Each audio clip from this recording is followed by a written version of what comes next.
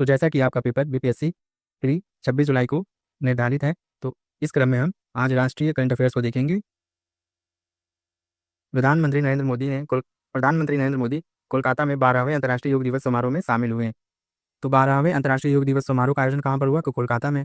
कर्नाटक के मुख्यमंत्री के रूप में डीके शिव कुमार ने शपथ ली। यहाँ पे आप कमेंट में यह भी बता सकते हैं कि योग दिवस किस तिथि को मनाया जाता है। योग दिवस किस तिथि को मनाया जाता है? भारत का 100वां रामसर स्थल किसे घोषित किया गया? तो जयप्रकाश नारायण पक्षी अभ्यारण्य को, जो कि कहाँ पर अवस्थित है? तो बलिया, यूपी में। इस पक्षी अभ्यारण्य को सुरहा ताल के नाम से भी जाना जाता है।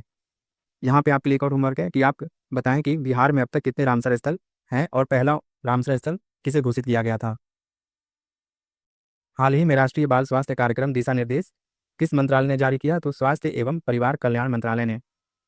भारत का पहला पेपरलेस न्यायपालिका वाला राज्य किसे घोषित किया गया है? तो सिक्किम को। तमिलनाडु के मुख्यमंत्री पद की शपथ सी जोसेफ विजय ने लिया। थालापति विजय जी ने हम कहते हैं। असम के मुख्यमंत्री के रूप में लगातार दूसरी बार हेमंत बिस्वा शर्मा ने दूसरी बार शपथ ग्रहण की।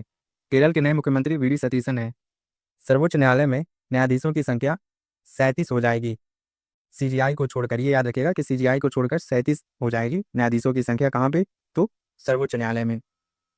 प्रधानमंत्री की गुजरात यात्रा में किस संग्रहालय का उद्घाटन किया गया? तो सम्राट संप्रति। कहाँ पर है? तो गांधीनगर में।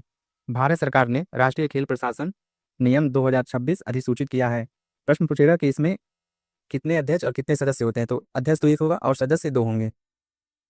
भारत की पहली स्वदेशी हाइड्रोजन ट्रेन किस खंड पर चलाने की मंजूरी दी गई? तो जिंद और सोनीपत। तो पहली स्वदेशी हाइड्रोजन ट्रेन जिंद सोनीपत खंड पर चलाने की मंजूरी दी गई है। समान नागरिक संहिता यूसीसी विधेयक 2026 पारित करने वाला तीसरा राज्य कौन है? तो असम है। तो असम तीसरा राज्य है।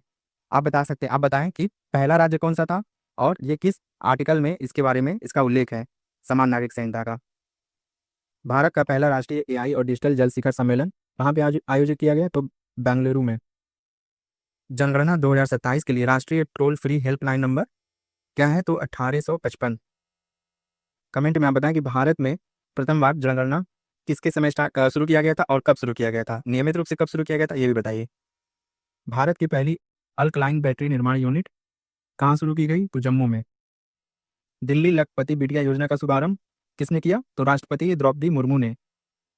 यहाँ पे ऑप्शन दे देगा राष्ट्रपति, दिल्ली के चीफ मिनिस्टर, गवर्नर, ऐसे करके ऑप्शन दे देगा। तो आप इसमें कंफ्यूज होकर आप मार देंगे कि दिल्ली के जो चीफ मिनिस्टर हैं वो, पर राष्ट्रपति द्रौपदी मुर्मू ने इसका शुभारंभ किया, ये याद रखिएगा। उत्तर भारत का पहला ग्लास ब्रिज कहाँ बनाया जाएगा? तो रोपड़, पंजाब में। किस नदी के ऊपर बनेगा ये? तो सतलुज नदी के ऊपर बनेगा। प्रधानमंत्री नरेंद्र मोदी ने भारत में सबसे लंबे समय तक सरकार के प्रमुख रहने का रिकॉर्ड किसे पीछे छोड़कर बनाया है? तो पवन कुमार चामलिंग को पीछे छोड़कर बनाया है। यहाँ पर एक एरर हो गया, उसको सही कर देते हैं।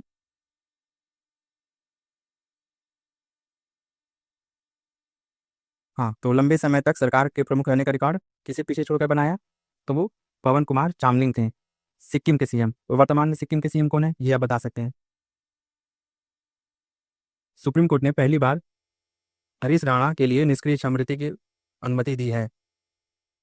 तो हरीश राणा को इच्छामृत्यु की अनुमति दी गई है सुप्रीम कोर्ट के द्वारा पहली बार। जनगणना 2027 के शुभंकरों के नाम: प्रगति महिला के लिए और विकास पुरुष।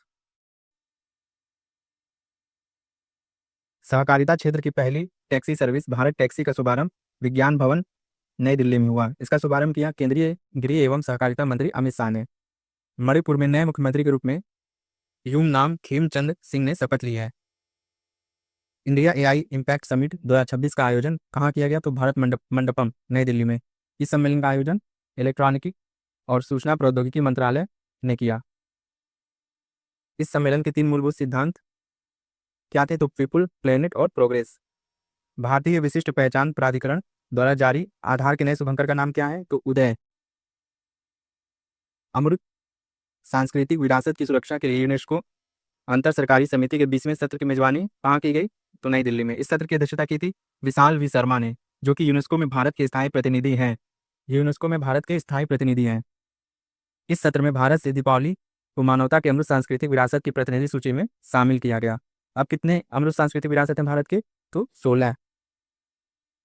भारत ने वाराणसी में अपनी पहली स्वदेशी हाइड्रोजन ईंधन सेल से चलने वाली यात्री पोत का व्यावसायिक संचालन शुरू किया। तो कहाँ पे शुरू किया? तो वाराणसी में पहली स्वदेशी हाइड्रोजन ईंधन सेल से चलने वाली यात्री पोत का व्यावसायिक संचालन। बिहार पुलिस ने अभया ब्रिगेड विशेष दस्ते के गठन की घोषणा की है। तो बिहार पुलिस ने अभया ब्रिगेड विशेष दस्ते के गठन की घोषणा की है। ये मैंने आपको बिहार स्पेशल के करंट अफेयर्स में कवर किया है। भारत अंतर्राष्ट्रीय विज्ञान महोत्सव 2025 कहाँ पे संपन्न हुआ? तो पंचकुला, हरियाणा। इसका मुख्य विषय क्या था? तो विज्ञान से समृद्धि, आत्मनिर्भर भारत के लिए। 16वें वित्त आयोग ने अपनी रिपोर्ट राष्ट्रपति को सौंपी। अवधि क्या थी इस रिपोर्ट की? कब से कब तक के लिए? तो 2026-27 से 2030-31 तक के लिए। 16वें वित्त आयोग के अध्यक्ष डॉक्टर अरविंद पंगाड़िया हैं। भारत ने स्किल सेल रोग बीमारी के लिए पहली स्वदेशी क्रिस्पर जीन थेरेपी शुरू की। को स्किल सेल रोग के लिए प्रधानमंत्री नरेंद्र मोदी ने पीएम मित्र पार्क का उद्घाटन कहाँ किया? तो धार। कहाँ पर है? तो मध्य प्रदेश में। भारत का पहला हिंदी माध्यम एमबीबीएस कॉलेज कहाँ पे स्थापित करने की घोषणा की गई है? तो जबलपुर में। बिहार सरकार ने पहली बार बिहार युवा आयोग के गठन को मंजूरी दी। ये पहली बार बिहार युवा आयोग के गठन को मंजूरी मिली है बिहार सरकार द्वारा। बिहार सरकार ने सरकारी नौकरियों में राज्य की मूल निवासी महिलाओं को कितने % क्षैतिज आरक्षण देने की नीति बनाई? तो 35%। ठीक। तो आज हमने देखा राष्ट्रीय करंट अफेयर्स। ये बहुत इंपॉर्टेंट फैक्ट है जो आपके एग्जाम में पूछे जा सकते हैं। इनको आप 2 से 3 बार देख लेंगे, ये आपको एकदम याद हो जाएंगे। आगे इसी तरह की और भी क्लासेस आती रहेंगी। आप इस चैनल को प्लीज़ लाइक एंड सब्सक्राइब जरूर कीजिएगा। धन्यवाद।